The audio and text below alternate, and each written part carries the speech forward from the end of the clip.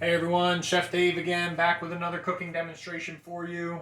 Today we are going to be working on apple turnovers. This is a real simple recipe. I believe at one point you guys were getting apples sent home with some of your lunches from the school, some of your meals.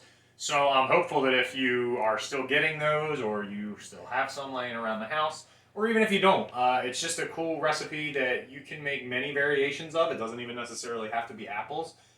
Using some very, very simple ingredients. So what you will need is 1 ounce of butter, and you can see it's already starting to melt.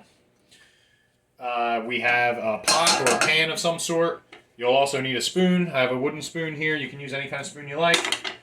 This is approximately 4 apples, diced, and I have them sitting in some citrus water, just lemon juice and water. It's to help them not turn brown so quickly. So I cut these up a little bit ago to save some time here for the purposes of the video. So these are just soaking in some citrus water to keep them from browning so quickly. We also have, this is vanilla and honey. It is 1 tablespoon of vanilla and 1 tablespoon of honey.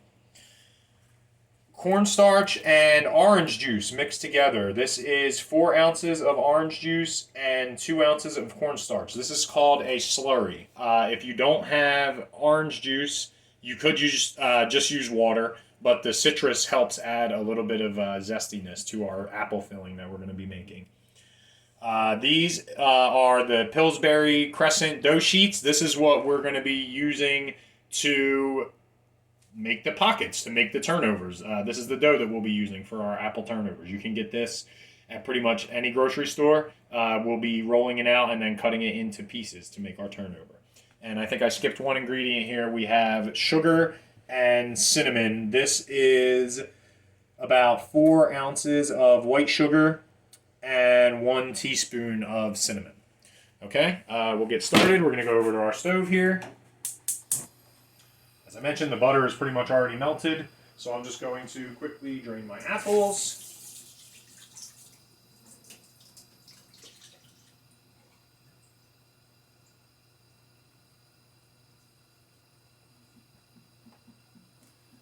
Our apples are going to go into our pan.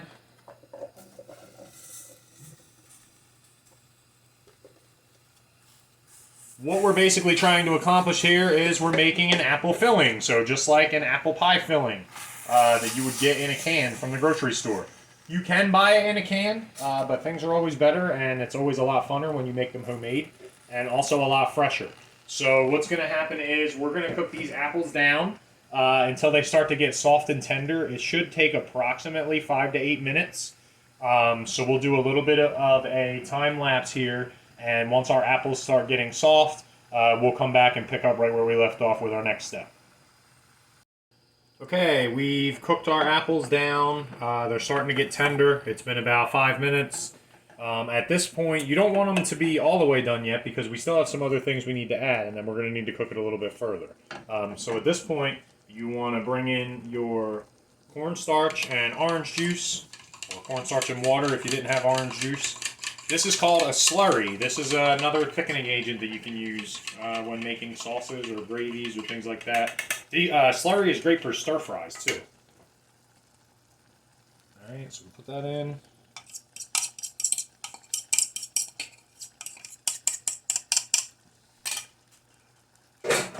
Stir this up.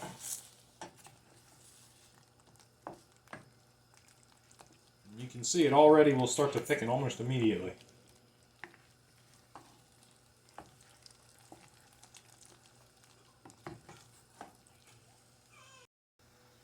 Okay, next is our honey and our vanilla.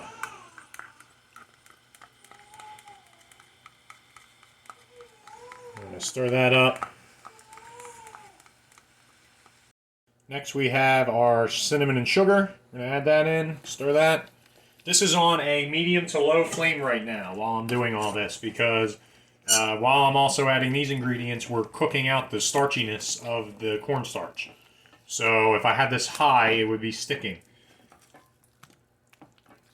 That is all of our ingredients that we need for the filling have now been added. We're going to simmer this for another 3 to 5 minutes just to make sure that starchy flavor from the cornstarch, the starchy taste, is out of our filling. And then we can move on to our next step. Okay, our filling is ready. We've cooked it for another 3 to 5 minutes, and we've gotten out all of that starchy taste. And now we are ready to let this cool down. This needs to cool for about 10 minutes before we can add it to our dough. Okay, while your apple filling is cooling down, it should be either in an ice bath, or you could stick it in the refrigerator or in the freezer for about 10 minutes, and then stir it about every 3 minutes so it can cool. While that's happening, you can cut your dough. This was our Pillsbury crescent roll dough sheet. I've already unrolled it, and now I'm just going to try and cut it into squares as evenly as possible.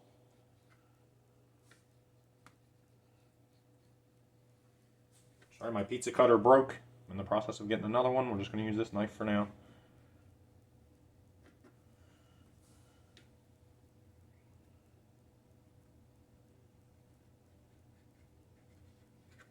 Okay, so that will give us 1, 2, 3, 4, 5, 6, 7, 8 pieces. That'll give us 8 apple turnovers. I'll be able to patch these holes up as we add the filling and we fold them over. We're just going to give a few more minutes for our filling to cool, and then we'll be back with our next step, and then we'll be able to get these in the oven. I did forget to mention you do want to preheat your oven for this. So the oven is preheated at 375 degrees. This way it's fully up to temperature and ready to go by the time we put our turnovers in the oven. I'll bring you over here now and show you how we're going to fill our turnovers. Here's one of our squares. I've already done the other ones just to save on time, so you'll get to see what that looks like in just a minute. We have our filling right here. This is just a regular, like, spoon that you would use at a table just to eat. So maybe like a spoonful and a half, we'll say. I'm going to use my fork there to help it along. Just a little more. You don't want to overfill these because then they'll burst and your dough will rip, and then you won't have a nice finished product. So very simple now. Once we fill the center, we're just going to take it and fold it over. Fold it over. Then we're going to take our fork and press.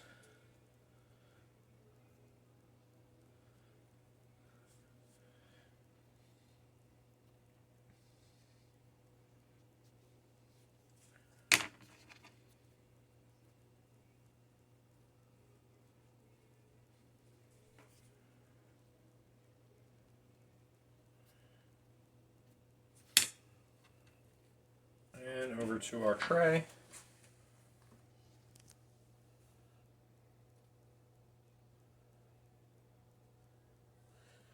Okay, there's our 8. One optional ingredient that you can add, and we will add it today just because I have it, is sugar in the raw. This will just add a nice little crunchy sweetness finish on top.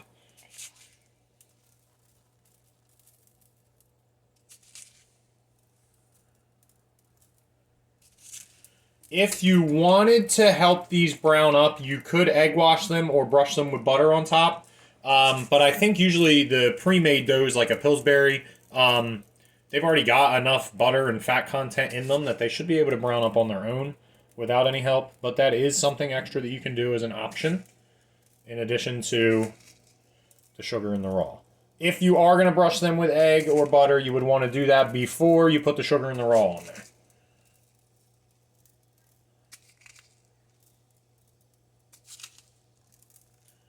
Okay, these are ready for the oven. As I mentioned, the oven's preheated at 375, so I'll just let you follow me into the oven as I put them in. And these are going to take probably around 12 to 15 minutes. I won't take up all of your time on the video, so we'll come back when these are ready. Okay, it's been about 13 minutes, and these are ready. They've got nice and brown for us. You can still see the sugar and the raw on top there. Get out of the way of the camera.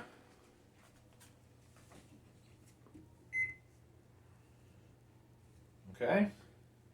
So it's a very simple recipe, did not require a lot of ingredients, doesn't take a long time to bake.